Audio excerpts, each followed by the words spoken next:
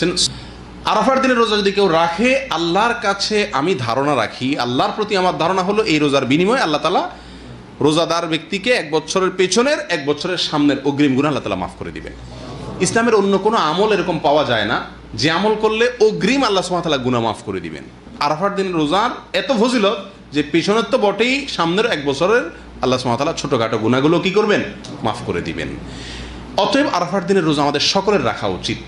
কিন্তু এই রোজা রাখতে গিয়ে একটা বিভ্রান্তির মুখোমুখি আমরা হই, একটা প্রশ্নের মুখোমুখি আমরা হই। সেটা হলো যে আমরা আরাফাতের দিনের রোজাটা বাংলাদেশে মানুষেরা কোন দিনে রাখবো?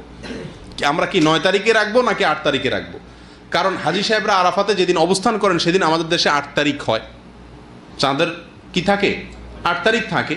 তো আমরা কি হাজী সাহেবরা আরাফাতের মাধ্যমে অবস্থান করছেন সেদিকে তাকায় 8 তারিখেই রাখবো, নাকি হাজী সাহেবরা সৌদি আরবে যেহেতু 9 তারিখে আরাফাত